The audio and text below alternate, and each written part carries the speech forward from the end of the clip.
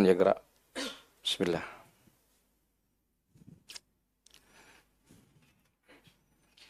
بسم الله الرحمن الرحيم. قال المصنف رحمه الله تعالى ونفعنا به وبعلومه في الدارين آمين. إن فلسفة هذا الدين تقوم على إماد الشرف والصدق في كل من الوسيلة والغاية، فكما أن الغاية لا يقومها إلا الصدق والشرف وكلمة الحق، فكذلك الوسيلة لا ينبغي أن يخطها إلا مبدأ الصدق والشرف وكلمة الحق. ومن هنا يحتاج أرباب الدعوات الإسلامية في معظم حالاتهم وظروفهم إلى التضحية والجهاد، لأن السبيل التي يسلكونها لا تسمح لهم بالتعرج كثيرا ذات اليمين وذات الشمال. ومن الخطأ أن تحسب أن مبدأ الحكمة في الدعوة إنما شرع من أجل تسهيل عمل الداعي أو من أجل تفادي المآسي والأتعاب، بل السر في مشروعية الحكمة في الدعوة إنما هو سلوك أقرب الوسائل إلى عقول الناس وأفكارهم. ومعنى هذا أنه إذا اختلفت الأحوال وقامت عثرات الصد والعناد دون سبيل الدعوة، فإن الحكمة حينئذ إنما هي إعداد العدة للجهاد والتضحية بالنفس والمال. إن الحكمة إنما هي أي أن تضع الشيء في مكانه. وهذا هو الفرق بين الحكمة والمخادعة وبين الحكمة والمسالمة. وأنت خبير أن رسول الله صلى الله عليه وسلم لما استبشر بما رآه مرة من دلائل إقبال بعض زعماء قريش على فهم الدين، انصرف إليهم بكليته مبتهجا يكلمهم ويشرح لهم ما يستفسرون عنه من حقائق الإسلام، حتى دعاه ذلك الاستبشار والطمع في هدايتهم إلى أن يعرض عن الصحابي الضرير عبد الله بن أم مكتوم حينما مر بهم فوقف إلى جانبهم يستمع، وأخذه الآخر يسأل رسول الله صلى الله عليه وسلم، وكان ذلك منه عليه الصلاة والسلام حرصا على الفرصة ألا تفوته وأملا في أن يجيب عبد الله بن أم مكتوم في أي وقت آخر، فعاتبه الله على ذلك في سورة عبس وتولى أن جاءه الأعمى، وأنكر عليه اجتهاده هذا، وإن كانت غايته مشروعة ونبيلة، ذلك لأن الوسيلة قد انطوت على كسر خاطر المسلم أو ما يدل على الإعراض منه وعدم الالتفات إليه من أجل جذاب قلوب المشركين، فهي ليست بمشروعة ولا مقبولة. عليك تفضل. بسم الله الرحمن الرحيم.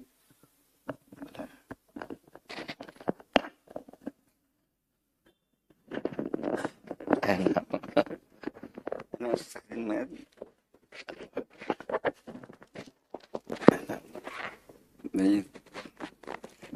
تعال ثبتها. بسم الله الرحمن الرحيم.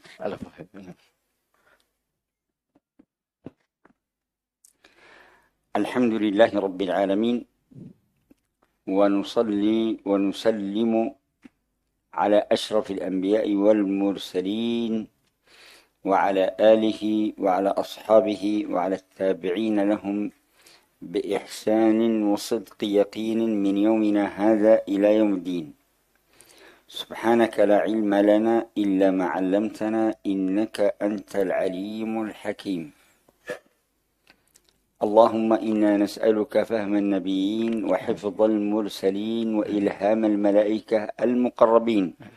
اللهم أغننا بالعلم وزينا بالحلم وأكرمنا بالتقوى وجملنا بالعافية، وافتح علينا وعلى الحاضرين فتوح العارفين، فقهنا في الدين، ارزقنا الإخلاص والصدق واليقين. بسم الله الرحمن الرحيم. رب اشرح لي صدري ويسر لي أمري واحلل عقدة من لساني يفقه قولي. نشكر حبيبنا على هذه الحفاوة وعلى هذا الكرم وعلى هذه الضيافة وعلى هذا الاستقبال وعلى هذا الجود والإحسان والمعروف والبشاشة فيما قدمه لنا. ونشكركم على استقبالكم وعلى حضوركم وعلى ملازمتكم لطلب العلم، فأنتم في سبيل الله، فأنتم في الجهاد.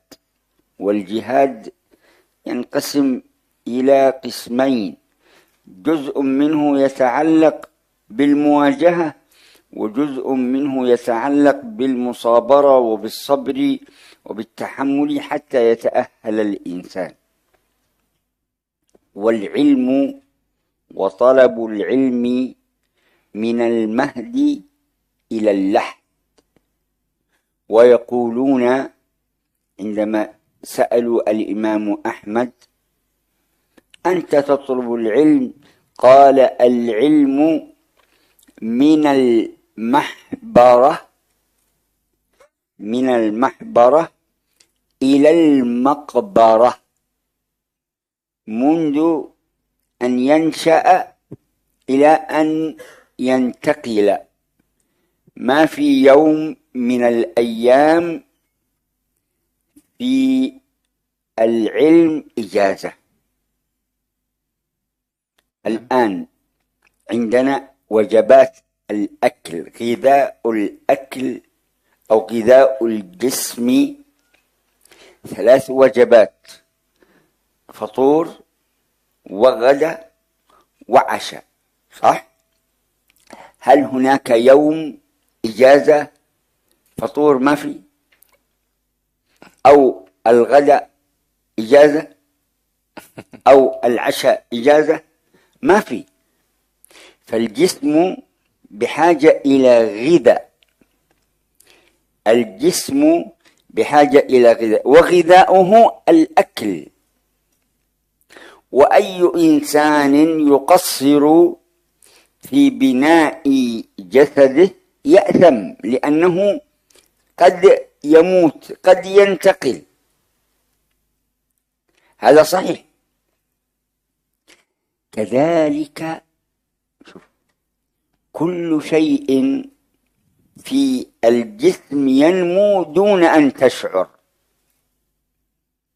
الآن أنا آكل، لا أعلم متى تسمن هذه اليد، ولا اليد الثانية، ولا الرجل، ولا يعني الفخذ. فكل شيء ينمو دون أن تشعر، دون أن تشعر، ما عدا العقل. العقل لا ينمو إلا بما تدخل عليه من المعلومات، مثل الذاكرة. الذاكرة حق الجوال لا بد وأن تدخل الأرقام وتعمل لها حفظا، فإذا لم تعمل لها حفظا وتوكيدا تثبيتا، أنت لا تعرف غدا ما اسم هذا، أنت لم تحفظ هذا الرقم. الذاكرة في الإنسان بحاجة إلى غذاء كل يوم. ما شاء الله. طلبوا الترجمة حبيبي. نعم. كذلك يبثون المباشر فالناس طلبوا الترجمة. نعم. فالحمد لله. واضح، صح؟ واضح. هؤلاء يفهمون، لكن هناك في معهد النساء وكذلك يتابعون الناس، فنحتاج إلى الترجمة. نعم. مرحبا. أنا آسف لا لا لا لا لا في إذا البداية. كان كلامي ثقيلا. لا لا لا ما شاء الله جميل جدا جميل يعني جدا. أنا أمهد الآن. لا لا لا. هذا طريق لكي نصل فيه. تفضل. بالنسبة لهم واضح حبيب. نعم. تفضل. Secara ringkas apa yang disampaikan oleh beliau bahwa kita saat ini berada di dalam jihad fisabilillah. Jihad itu ada terbagi menjadi dua, di mana membutuhkan kesabaran, membutuhkan kesungguhan, dan di antaranya adalah di saat kita menuntut ilmu. Sebagaimana kita semestinya menuntut ilmu tidak mengenal waktu dan usia. Minal mahdi ilal lahad katanya. Dari lahir sampai meninggal dunia. Sampai mengutip kalamnya Imam Ahmad yang mengatakan dari makbarah bil makbarah ilal bil mahbarah ilal makbarah. Jadi dengan tempat tinta dengan kolam pulpen sampai meninggal dunia dibawa ke kuburan. Nah, itu yang diucapkan oleh beliau. Kenapa demikian? Karena memang kita ini sangat butuh setiap saat, setiap waktu. Sama juga akal kita, ruh kita juga membutuhkan seperti jasad kita membutuhkan makanan dan minuman. Kita nggak mungkin bisa tumbuh, jasad kita menjadi berkembang kalau tidak ada makan. Kita sehari makan berapa kali? 3 kali. Makan sarapan, makan siang, makan malam. Ada nggak liburnya makan? Nggak pernah libur makan. Begitu pula ilmu semestinya demikian, nggak ada libur itu. Kapanpun waktunya kita menambah ilmu, belajar tanpa henti dan tidak berhenti di situ. Diibaratkan juga, mengistilahkan beliau memori di handphone atau apabila mana menyimpan sesuatu kalau tidak disimpannya maka akan hilang. Nah begitu pula seseorang yang menuntut ilmu, dia mesti bersungguh-sungguh di dalam menuntut ilmu sehingga ilmu yang didapatkan bisa tertampung dan bisa berkembang. Sebagaimana jasad nanti akan berkembang, begitu pula akal akan berkembang dengan kita mempelajari ilmu dan menuntut ilmu terus-menerus. Nah. هنيئا أولا لكم مرة ثانية وأنا آسف على بعض الكلمات. لا لا لا. أريد أن أدخل في الإمام الغزالي يسأل نفسه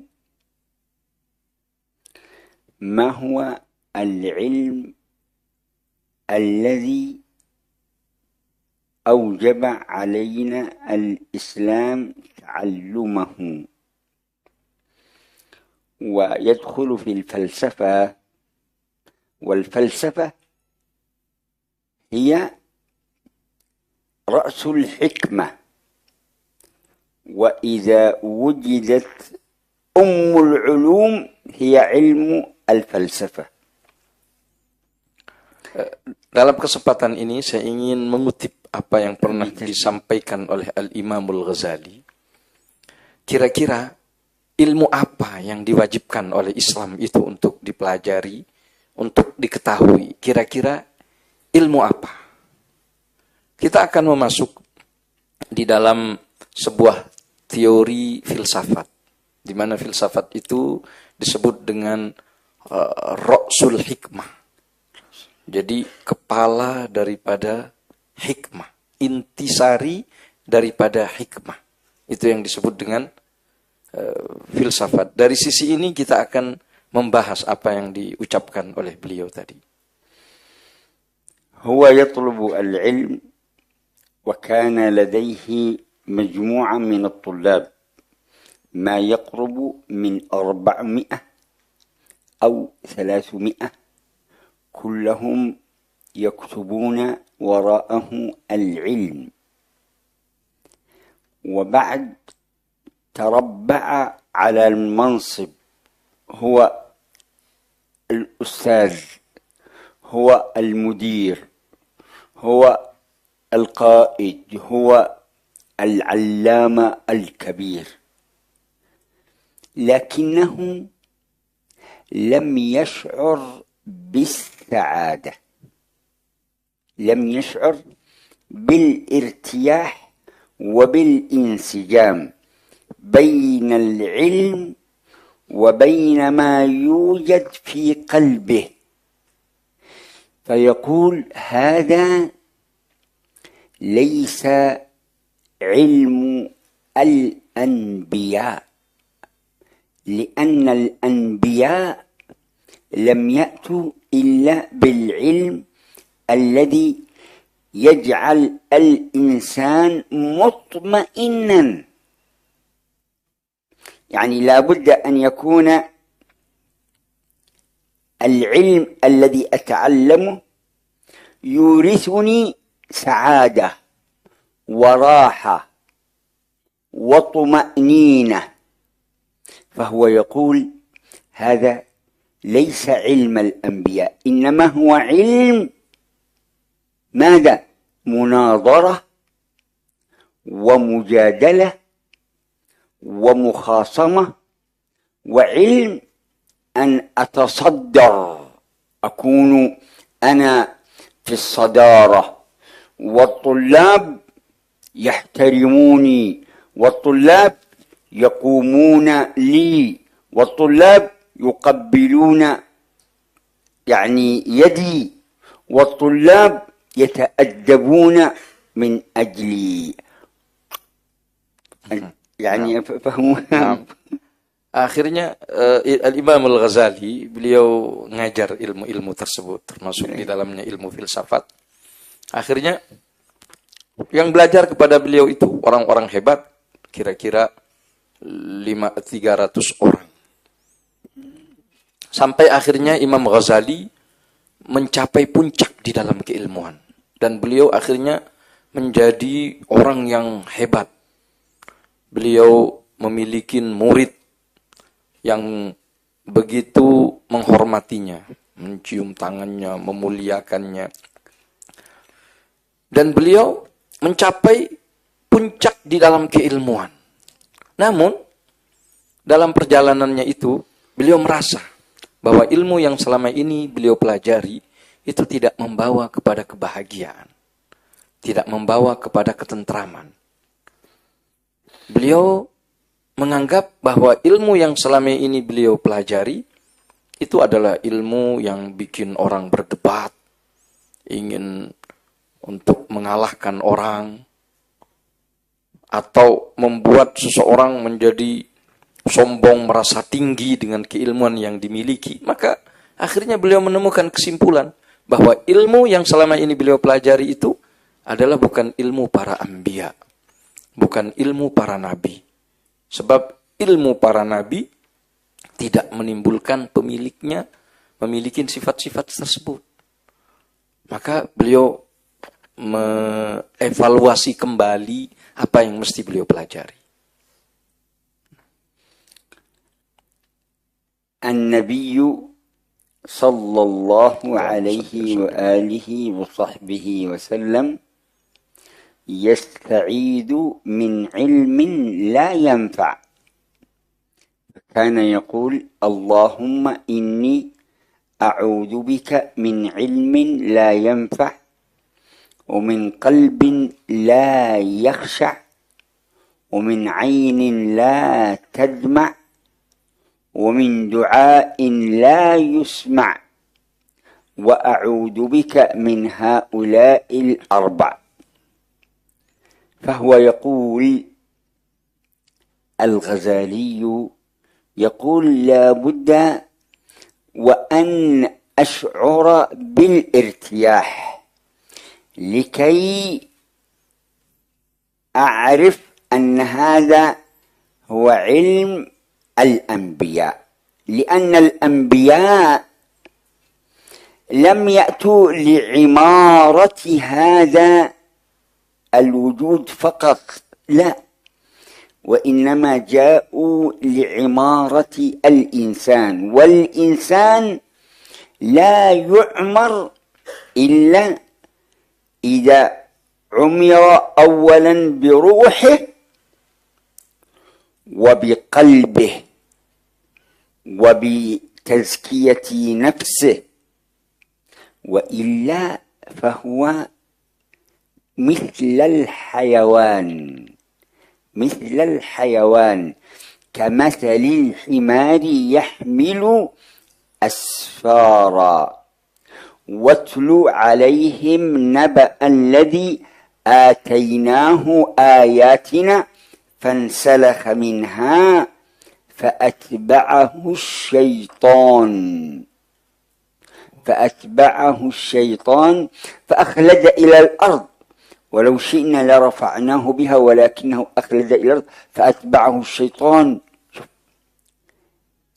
عندما يضعف الإنسان ويختلس عن القيم، عن الآداب. الآن أنا أمشي في الطريق أشاهد امرأة، ماذا يجب علي؟ أغض بصري، صح؟ العلم كله خشية، خوف من الله، مراقبة لله. Nah, Al-Imam Al-Ghazali ketika membaca hadis Nabi yang berarti itu melambangkan ilmu para nabi, bahwa Rasulullah sallallahu alaihi wasallam meminta perlindungan kepada Allah Subhanahu wa taala daripada 4 hal. Disebutkan mil ilmin la yanfa, dari ilmu yang tidak bermanfaat. Wa min qalbin la yakhsha, dari hati yang tidak khusyuk. Wa min ainin la tadma, dari mata yang tidak keluar air matanya, kering. Dan dari doa yang tidak didengarkan. Itu minta pertolongan Nabi dari hal-hal tersebut. Dan ternyata ilmu para nabi itu yang akan menenteramkan, yang akan menenangkan hati dan jiwa. Sebab para nabi itu diutus oleh Allah Subhanahu wa taala bukan hanya untuk membangun dan memakmurkan apa yang wujud di muka bumi ini. Membangun bangunan, membangun jalanan, tidak. Bukan hanya itu. Tapi para nabi juga diutus oleh Allah Subhanahu wa taala untuk membangun manusia. Agar manusia itu terbentuk menjadi manusia yang seutuhnya. Bagaimana manusia bisa menjadi manusia yang makmur, hatinya makmur, ruhnya makmur, dengan akhlak, dengan nilai-nilai. Sebab bila manusia tidak memiliki nilai-nilai tersebut, maka dia tidak ada beda dengan hewan, tidak ada beda dengan binatang. Itu al-insan. Nah, itu yang diisyaratkan oleh baginda Nabi besar Muhammad sallallahu alaihi wasallam. Makanya di dalam ayat yang Allah turunkan kepada Nabi Muhammad sallallahu alaihi wasallam tentang tujuan di dalam memakmurkan dunia. Al-ayat Habib al-awwal. Watlu alaihim naba alladhi atainahu ayatina fansalakha minha faatba'ahu ash-shaytan fakana minal ghawin walau syi'na larafa'nahu biha walakinahu akhlada ila al-ardi famathaluhu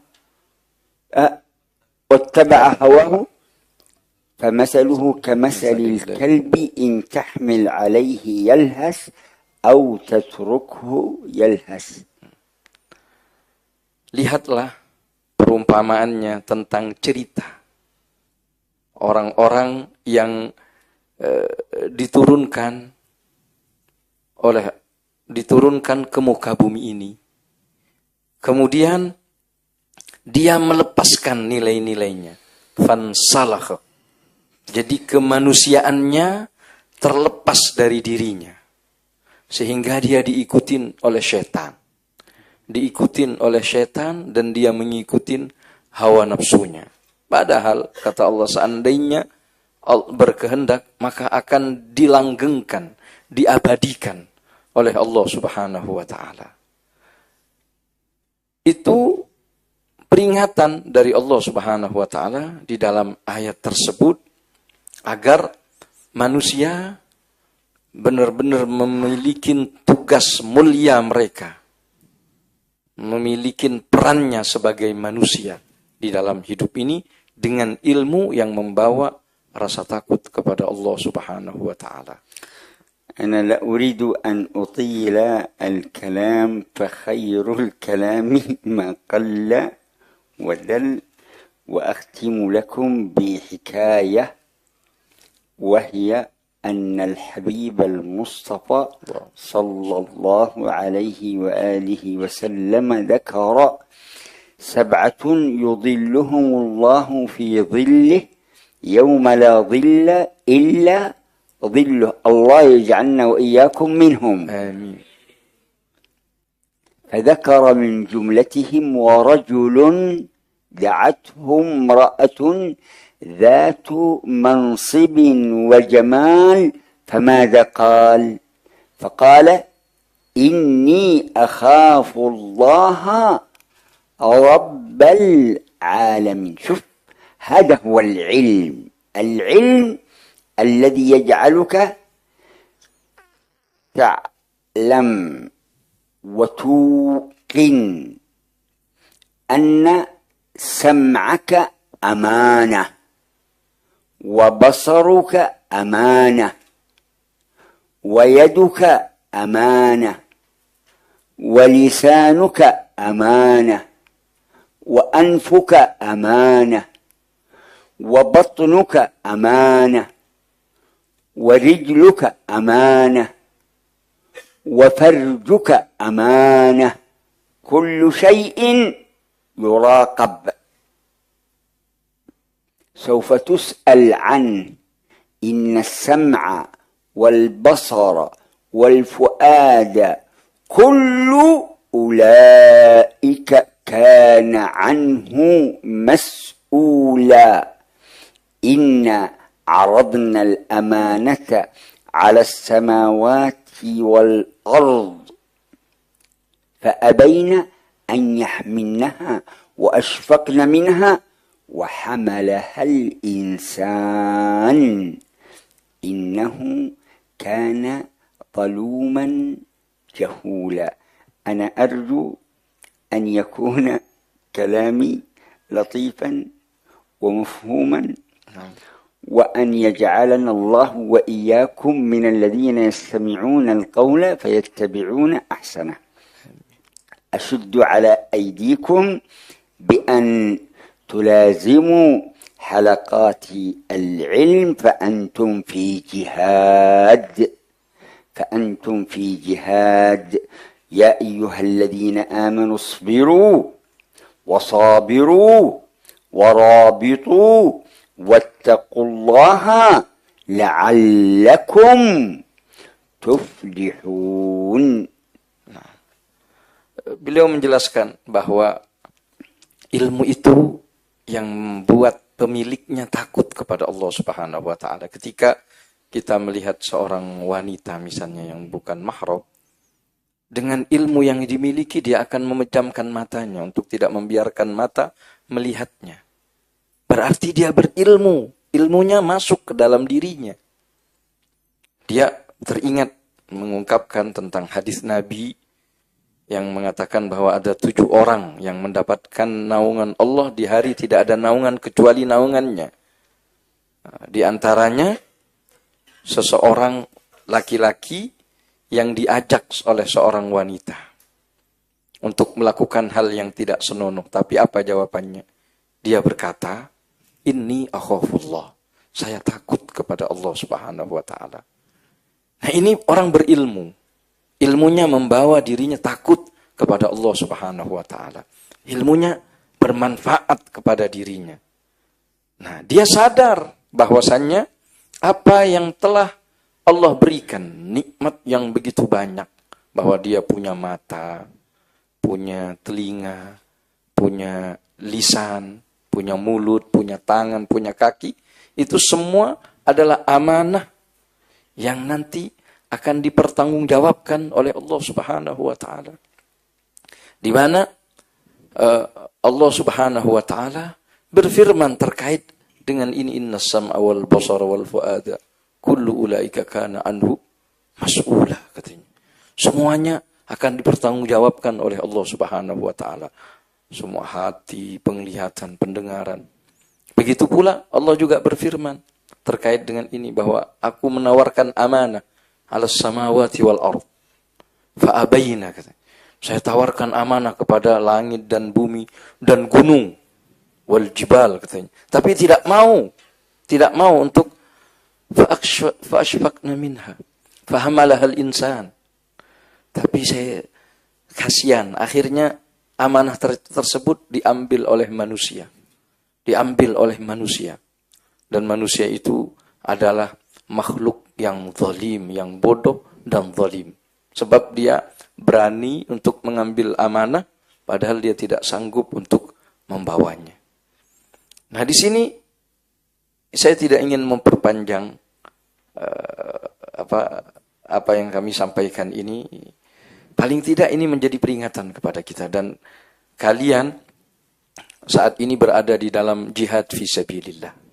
Sedangkan tuntutan, kewajiban orang-orang yang berjihad fisabilillah itu harus dengan isbiru, harus dengan sabar, posabiru, dan harus berusaha untuk saling menyabarkan, dan juga harus menguatkan. Untuk mendapat yang dengan itu kalian akan menjadi orang-orang yang beruntung. Maka mudah-mudahan kita termasuk orang-orang yang mendengarkan ucapan-ucapan ini. Mimman yastami'una al-qawla fayattabi'una ahsana. Itu doa yang beliau ucapkan. Dan sekali lagi saya berharap kalian benar-benar bersungguh-sungguh di dalam rangka jihad fisabilillah ini. Terus di dalam mencari ilmu, tidak pernah berhenti di dalam menuntut ilmu. الكلام كثيرا وأنا لم أشرح هذا الكلام الذي قرأه الطالب، لكن مرة ثانية إن شاء الله نزوركم مرحبا ونتكلم عن بعض الجوانب لكي نستفيد منكم، ونختم لكم بحكاية الإمام الغزالي عندما جاء الطلاب يدرسون عنده، فكان يخص أحدهم بماذا؟ بالقرب منه والدنو إليه، فقالوا له أنت تجامل يا شيخ، كيف تفضل هذا علينا ونحن أقدم منه؟ قال إني أرى فيه ما لا ترون، فيعمل لهم اختبارا ويعطيهم يعني طائرا، وكل واحد يذبح هذا الطائر في مكان لا يراه فيه أحد، فكل منهم ذبحه في مكان، هذا يختبئ في مكان، وهذا يأوي إلى تحت الأرض، وهذا يأوي إلى قمة جبل، وهذا يأوي إلى كذا، إلا ذلك الفتى الذي لم يذبح ذلك الطائر، فكل منهم يضحك ويستهزئ به ويسخر منه، ما بك؟ فقال لقد اشترط علينا الشيخ أن نذبحه في مكان لا يرانا فيه أحد، وأنا كلما ذهبت إلى أي مكان رأيت أن الله يراني، فالله يراك في أي مكان كنت، فالله يعلم بكل الأماكن، ولا يجوز أن نقول أن الله يعني يحل في كل مكان. هناك فرق.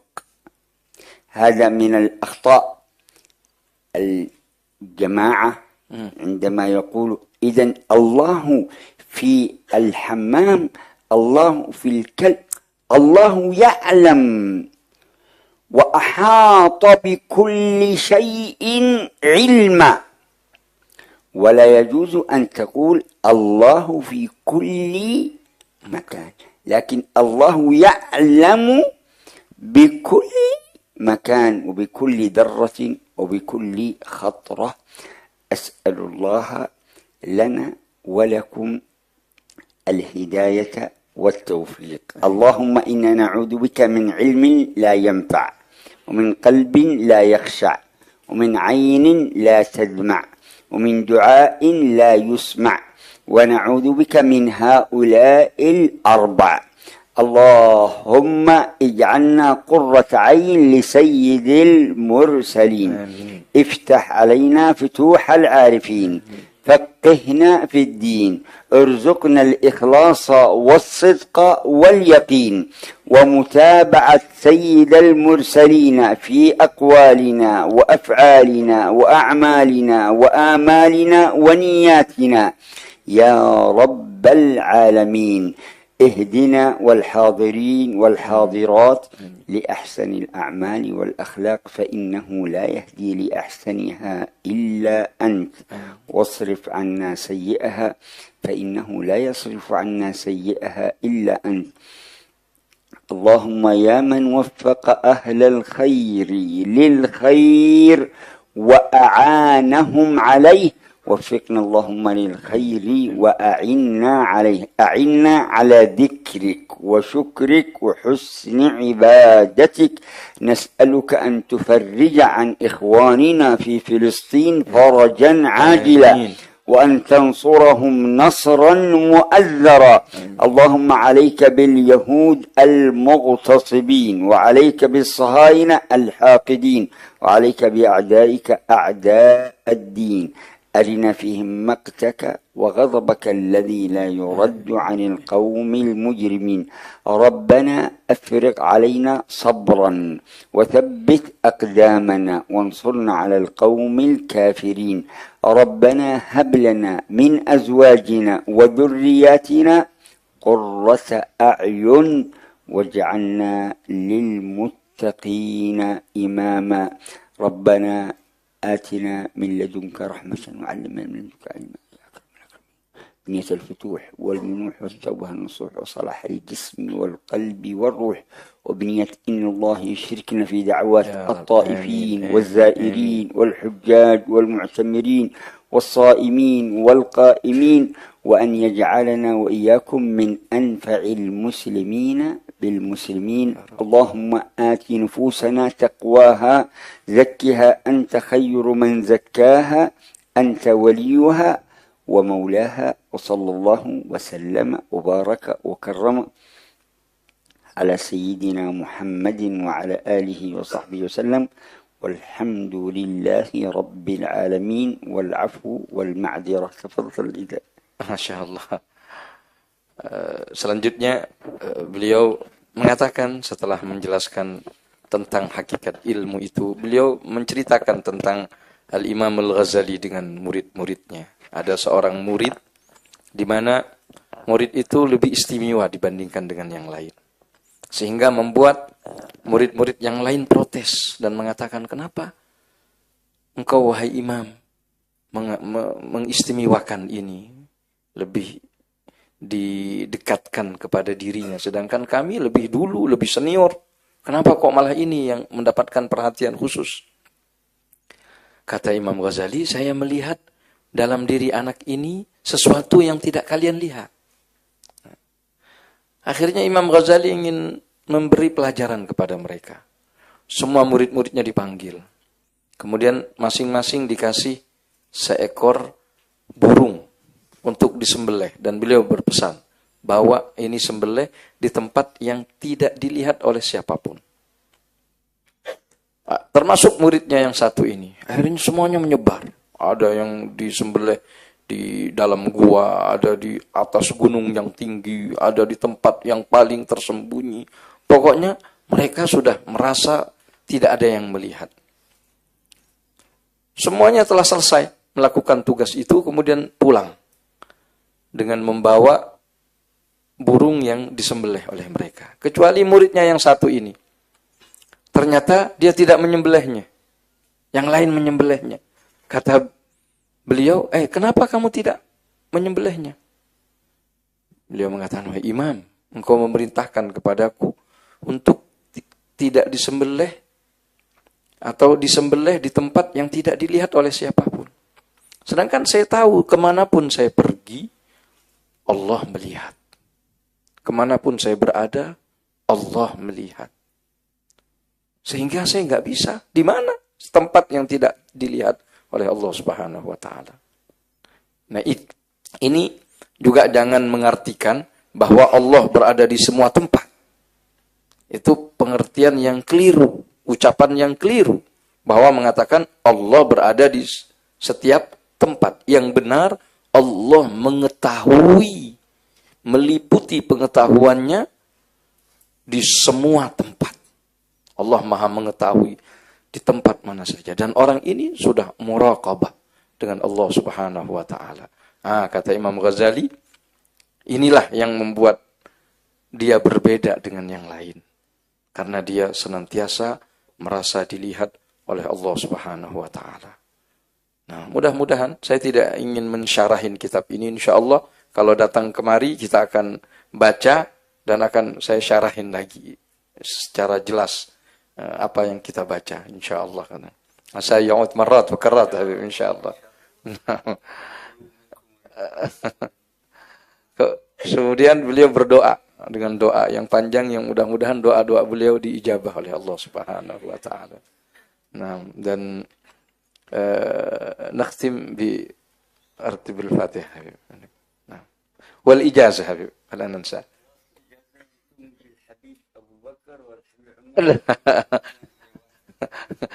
عشان نقوي الارتباط حبيبي.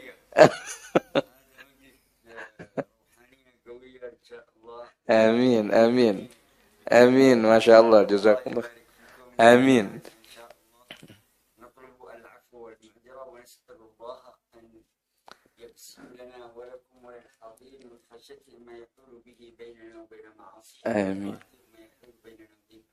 كلما يغضبكم وكلما لا يا رب آمين آمين. اللهم يا فرج الهم يا كاشف الغم يا مجيب دعوة المضطرين رحمن الدنيا والآخرة ورحمهما أنت ترحمنا فارحمنا برحمة تغنينا بها عن رحمة من سواك.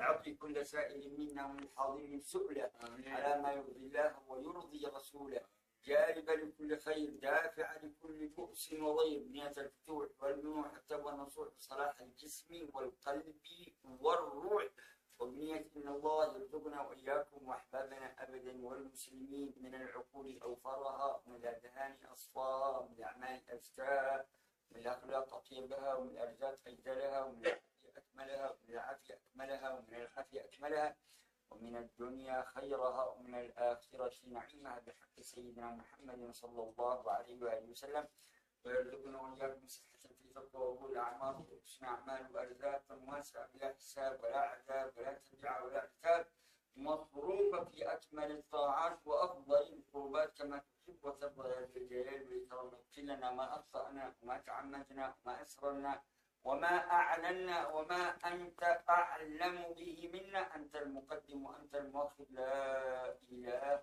إلا أنت. صلى الله وسلم وبارك وكرم على سيدنا محمد وعلى آله وصحبه وسلم. يا روح المؤلفين والمصنفين والمحدثين، شفنا بدعوات الطائفين والزائرين والمحبوبين والعارفين، ويجعلنا وإياكم في قلب حبيبنا ونبينا صلى الله عليه وسلم. اللهم اجعلنا عندك ودا وفي قلوب أوليائك مودة، اللهم اجعل لنا عندك ودا وفي قلوب أوليائك مودة. اللهم اجعل لنا عندك ودا وفي قلوب أوليائك مودة. اللهم أشهدنا خصوصيات أوليائك واحجب عنا بشرياتهم. أوصلنا بمن يوصلنا إليك واجمعنا بمن يجمعنا عليك ويسر لنا من الأعمال الصالحة ما يوجب لنا القربى والزلفى لديك. صلى الله وسلم وبارك وكرم على سيدنا محمد وعلى آله وصحبه وسلم والحمد لله رب العالمين. سر أسرار الفاتحة وإلى حضرة النبي. اللهم صل وسلم. بسم الله الرحمن الرحيم.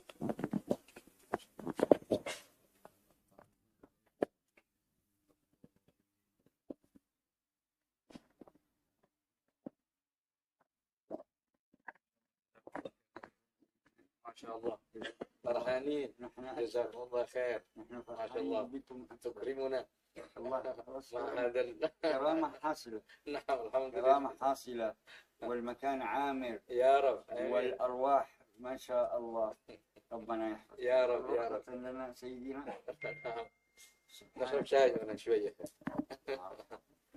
سبحانك اللهم